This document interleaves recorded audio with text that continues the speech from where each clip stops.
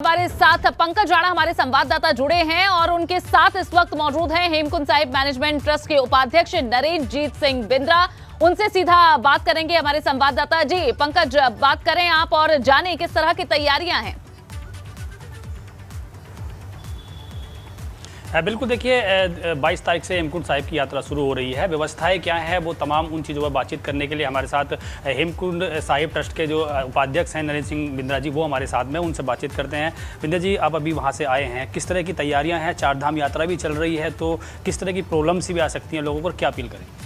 देखिए, यात्रा क्योंकि इस बार बहुत अधिक है, चार धाम की यात्रा भी सारे रिकॉर्ड तोड़ के इस बार पहले महीने में इतनी यात्रा है। इसी कारण से गवर्नमेंट ने ये विचार करके सोचा है कि एक लिमिट कर दिया जाए कि इतने लोग रोज के रोज आएँ।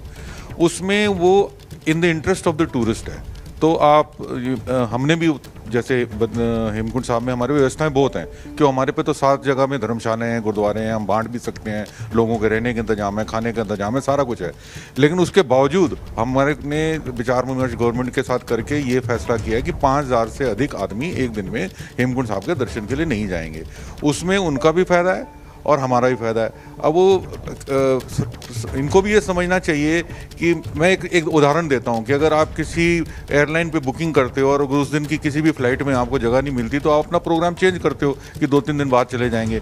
लेकिन हो क्या रहा है कि अगर मैं जिद में पड़ जाऊँ कि मैंने उसी दिन में जाना है, तो उसमें आप अपने को ही तंग कर रहे हो, अपने आप को ही परेशान कर रहे हो। तो बेटर ये है कि गवर्नमेंट की जो वेबसाइट है उस पर आप रिजर्वेशन देख लें कि कौन से दिन का स्लॉट खाली है, वो स्लॉट पे आप बुक करके तब आएँ। जिस तरह से चारधाम यात्रा में रस हो रहा है, बहुत बड़ी संख्या में श्रद्धालु आ रहे हैं, तो आपको अगर क्योंकि पंजाब से सबसे ज़्यादा लोग यहाँ पर दर्शन के लिए आते हैं हेमकुंड साहिब के लिए, और पवित्र धाम है वो भी, तो ऐसे में आपको लग रहा है कि कुछ प्रॉब्लम्स लोगों को हो सकती हैं कि चारधाम में जिस तरह से ट्रैफिक पहाड़ों पर जा रहा है? देखिए, अभी तक तो ईश्वर की कृपा से कभी हमें प्रॉब्लम आई नहीं, क्योंकि हमारे पास रिहाइश के इंतजाम बहुत हैं। हमारे ऋषिकेश में 5-7 हज़ार आदमी एक टाइम पे रह सकता है, गोविंद घाट में 5000 आदमी रह सकता है, घाघरिया में 5-7 हज़ार आदमी रह सकता है, जोशीमठ में 3000 आदमी रह सकता है, श्रीनगर में 2000 आदमी रह सकता है। तो हमारी जो यात्रा बढ़ जाती है, थोड़े लोग हर जगह रुकने लगते हैं। लेकिन जो मेन प्रॉब्लम आती है कि सड़क पे इतनी गाड़ी हो चुकी है, चार धाम में इतने लोग ट्रैफिक है, हमारी भी अब यात्रा शुरू हुई, गाड़ियाँ चल पड़ेंगी, तो रास्ते में प्रॉब्लम आती है। जो यात्रा आप 7-8 घंटे में कर सकते हो, उसके लिए 10-10, 12-12 घंटे लगेंगे।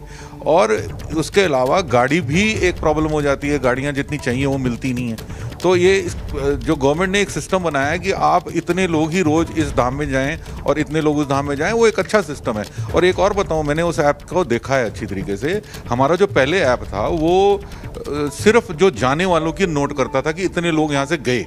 अब ये जो ऐप है, इसमें आप वहाँ गए और आप लौटे, ये भी उसमें आपको पता चल जाएगा कि गॉड फॉरबिड कल कोई मिसहैप होता है तो आपको पता है कि ये यात्री यहाँ से चले गए हैं। और गाड़ी भी ट्रेस कर रहे हैं, इस ऐप से आपकी गाड़ी भी ट्रेस हो रही है और बहुत सिंपल है। समझ आ रहा है कि किस तरीके से यहाँ तैयारियां की गई हैं और जो अव्यवस्था नजर आ रही है इस वक्त, उसे देखते हुए इस तरह की तैयारियां बहुत जरूरी भी थी। शुक्रिया पंकज इस जानकारी के लिए। सीएम धामी ने एम्बुलेंस को हरी झंडी दिखाई है। सीएम आवास में कैंप स्थित कार्यालय में हरी झंडी दिखाई गई।